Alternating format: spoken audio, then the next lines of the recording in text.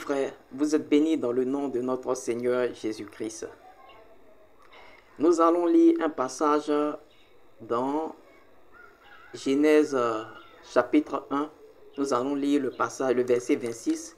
Et nous allons lire aussi Genèse chapitre 11, le verset 6 et le verset 7. Je lis pour commencer Genèse chapitre 1, le verset 26. Je fais la lecture. Puis Dieu dit, faisons l'homme à notre image, selon notre ressemblance, et qu'il domine sur les poissons de la mer, sur les oiseaux du ciel, sur le bétail, sur toute la terre, et sur tous les reptiles qui rampent sur la terre. Nous allons lire maintenant Genèse 11, le verset 6 et le verset 7. Je fais la lecture aussi. Et l'Éternel dit, voici, ils forment un seul peuple, et ont tous une même langue. Et c'est là ce qu'ils ont entrepris. Maintenant, rien ne les empêcherait de faire tout ce qu'ils auraient projeté. Allons, descendons, et là confondons leur langage, afin qu'ils n'entendent plus la langue les uns des autres. Frères, quand nous lisons ces passages-là, nous avons l'impression que Dieu n'est pas seul. Quand il dit « faisons l'homme à notre image », nous avons l'impression qu'il y a quelqu'un qui l'accompagnait, qui était là quand il criait, comme s'il n'était pas seul. Quand on entend, il dit dans Genèse 11, « descendons », on a l'impression qu'il est accompagné de quelqu'un. On dirait qu'il y a d'autres personnes qui sont là, ou bien d'autres esprits qui sont là. Vous suivez très bien. Et ce passage-là semble donner raison aux personnes qui disent que Dieu est un Dieu trin. C'est-à-dire que ces personnes qui parlent de Trinité, c'est-à-dire qu'il y a trois dieux en un. Vous suivez très bien. Ce passage-là semble donner raison à ces personnes-là. Alors, on va dire qu'il n'y a pas un seul Dieu, mais plutôt il y a trois dieux qui forment un. Comme les gens qui soutiennent la théorie on appelle la doctrine de trucs, comment dirais-je, de Trinité, le disent. On va dire donc qu'ils ont raison. Non. La réponse est non. La Bible ne dit pas qu'il y a plusieurs dieux. Vous suivez très bien. Mais c'est juste une mauvaise compréhension des Écritures qui fait que les gens disent ça. Sinon, en réalité, il y a un seul Dieu. Vous suivez très bien. On va lire un passage dans Ésaïe 45. Vous allez voir. Puisque là, il dit, faisons l'homme à notre image. Nous allons lire un passage dans Ésaïe 45. Nous allons lire Ésaïe 45, le verset 12. Je fais la lecture. C'est moi qui ai fait la terre, et qui sur elle ai créé l'homme. C'est moi. Ce sont mes mains qui ont déployé les cieux, et c'est moi qui ai disposé toute leur armée. Vous voyez, l'Éternel parle ici au travers de son serviteur, de son prophète Ésaïe. Il dit c'est lui qui a créé l'homme. C'est lui qui a créé la terre. C'est lui qui a créé les cieux. Il n'a pas dit qu'ils sont deux. Il dit c'est lui, il est seul. Nous pouvons aller à Ésaïe 45, toujours le verset 21. Nous allons lire encore ça pour comprendre quelque chose. Je lis. Déclarez-le et faites-les venir, qu'ils prennent conseil les uns des autres. Qui a prédit ces choses dès le commencement et depuis longtemps les a annoncées. N'est-ce pas moi l'Éternel?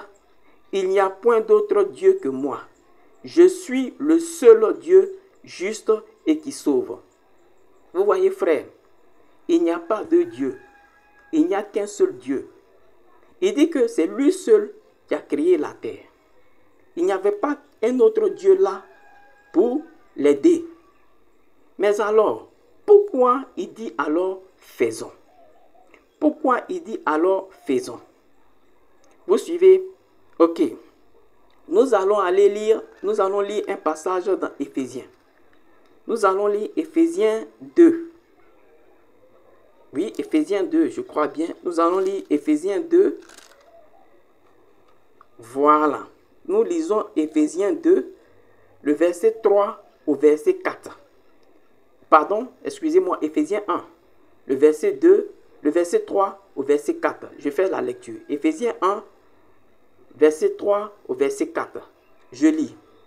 Béni soit Dieu, le Père de notre Seigneur Jésus-Christ, qui nous a bénis de toutes sortes de bénédictions spirituelles dans les lieux célestes en Christ. En lui, Dieu nous a élus avant la fondation du monde, pour que nous soyons saints et irrépréhensibles devant lui. Que Dieu bénisse sa parole. Frères, ce verset-là nous dit que avant la fondation du monde, nous avons été élus en Christ, en Jésus-Christ, avant la fondation du monde. Vous suivez? Avant que Dieu crée ce monde-là, nous avons été élus en Christ. En d'autres termes, nous étions en Christ avant la fondation du monde. Est-ce que vous suivez très bien? Or, quand nous lisons l'évangile de Jean 1, l'évangile nous dit que Jésus-Christ est la parole qui s'est faite chair. Que Jésus-Christ est Dieu, celui-là qui a tout créé. Vous suivez très bien. Or, ce passage-là nous dit que nous étions en Christ avant la fondation du monde. Vous suivez très bien. Avant la fondation du monde, nous étions en Christ. Vous suivez? C'est comme quand nous lisons Hébreux. Nous prenons Hébreux 7, verset 9 à 10. Hébreux 7, verset 9 à 10. Qu'est-ce que Paul nous enseigne? Paul nous enseigne que Lévi était dans les reins d'Abraham et il payait la dîme à Melchisédek. Lévi était dans les reins d'Abraham et payait la dîme à Melchisédek. Donc, en effet, la progéniture d'Abraham était dans ses reins. Donc, quand Abraham faisait ce geste-là, qui payait la dîme à Melchisédek, dans la Genèse, Abraham n'était pas seul. Il avait ses enfants dans ses reins. Vous suivez? Il avait ses enfants dans ses reins et il payait la dîme. Vous suivez très bien? Il n'était pas seul. C'est lui seul qu'on voyait. Mais il n'était pas seul. Il avait ses enfants dans les reins. C'est-à-dire à ce moment-là, Lévi était là. Et si Lévi était là, c'est que Judas était en lui aussi. Et consort. Et les autres aussi étaient en lui. Vous suivez? Et comme Dieu a créé l'homme à son image et selon sa ressemblance, tel nous sommes, tel aussi il est. De la même façon que nous sommes humains, il a montré par Jésus-Christ qu'il peut prendre un corps comme nous et venir vivre comme nous. Vous suivez très bien? Voilà. Si cela est compris, c'est pourquoi la Bible nous dit ici dans Éphésiens, chapitre 1, verset 3 au verset 4, que nous étions en Christ avant la fondation du monde. Or, dans Jean, que je viens de citer, Jean chapitre 1, on dit que c'est Christ, la Bible dit que c'est Christ qui a créé toutes choses, la parole qui a créé toutes choses. Donc, en réalité, quand Christ a créé toutes ces choses-là, nous étions en lui.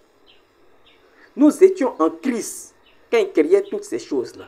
C'est ce mystère-là qui a donné « Faisons l'homme à notre image ». C'est ce mystère-là qui a donné « Descendons ». Mais quand vous lisez au verset 27, quand vous lisez Genèse 1, quand vous partez au verset 27, Genèse 1, verset 6, verset 26, où il dit « Faisons l'homme à notre image », allez plutôt au verset 27, vous allez comprendre clairement qu'il dit « L'Éternel créa l'homme à son image ». L'Éternel fit l'homme à son image. Il le fit à l'image de Dieu. Pour montrer qu'il était seul. Comme Abraham qui payait la dîme. Mais ses enfants étaient en lui. On nous explique que Lévi était en lui. Il n'était pas seul.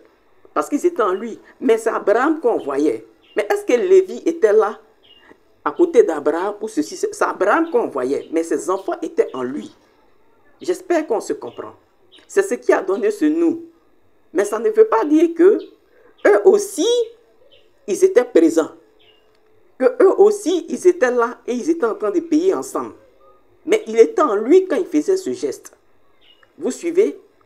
Lévi était en Abraham, Jude était en Abraham, Ruben était en Abraham, etc. Quand il faisait ce geste. Mais celui qu'on voit faire le geste, c'est Abraham lui seul. Mais sinon, en réalité, ils sont nombreux. Et ils sont là. Et comme nous étions en Christ avant la fondation du monde, c'est ce qui a donné, quand Christ était en train de crier, qui dit « faisons à notre image ». Sinon, ces anges-là n'ont pas été faits à l'image de Dieu. L'homme a été fait, lui, à l'image de Dieu. Vous suivez très bien. L'homme est fils. Vous suivez très bien. Vous suivez très bien. L'homme est fils. Vous suivez très bien. L'homme est fils de Dieu. Les anges sont des serviteurs. Voilà ce que je veux dire. Donc vous suivez, comme nous étions en Christ avant la fondation du monde, c'est ce qui a donné, quand il est tenté de créer, nous étions en lui. C'est comme la femme. Je prends un exemple qui est enceinte. Si peut-être elle a 2 mois, 3 mois comme ça, vous la voyez, elle est seule. Quand elle part, elle est seule. Quand elle fait ceci, elle est seule. Mais en réalité, elle n'est pas seule. Ils sont deux, parce qu'il y a une autre personne qui est en elle. Mais dans certaines situations, si elle meurt, je touche du bois, on dit ils sont morts. Ils sont morts qui? Pourtant, c'est ceux qu'on a vus, c'est l'enfant et la mère. Vous suivez très bien. Maintenant, je vais lire quelques passages qui vont rendre ça encore plus clair. Allons lire Colossiens 2, verset 12. Colossiens 2, très bien. Colossiens 2, verset 12. Parce que la Bible va encore plus loin. La Bible va encore plus loin. Écoutez, vous allez voir quelque chose. Colossiens 2, verset 12. Je fais la lecture. Ayant été ensevelis avec lui par le baptême, vous êtes aussi ressuscités en lui et avec lui par la foi, en la puissance de Dieu qui l'a ressuscité des morts. Vous suivez encore, frère? Même quand Jésus mourait à la croix, il est dit, la Bible dit que nous sommes morts avec lui. Nous avons été enterrés avec lui. Et quand il est ressuscité, la Bible dit que nous sommes ressuscités avec lui. C'est le même mystère dont il est question là-bas. Parce qu'en esprit, nous sommes en lui. En esprit, nous sommes en lui. Ce n'est pas fini. Je lis un autre passage.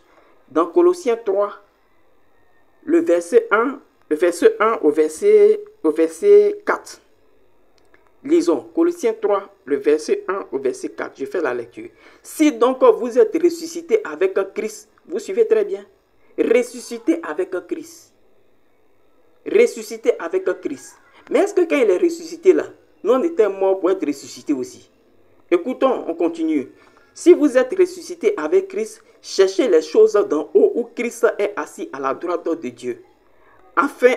Affectionnez-vous aux choses d'en haut et non à celles qui sont sur la terre. Car vous êtes morts et votre vie est cachée en Christ, en Dieu. Quand Christ, votre vie paraîtra, alors vous paraîtrez aussi avec lui dans la gloire. Vous suivez, frère?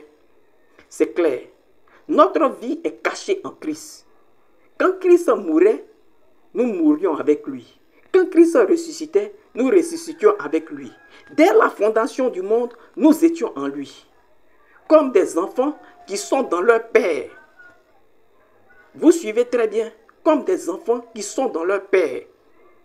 Voici pourquoi il dit faisons. Voici pourquoi il dit, comment dirais-je, descendons. Sinon, ce n'est pas qu'il y avait quelqu'un à côté de lui, il y a un autre Dieu à côté de lui. Mais il était seul. Vous suivez?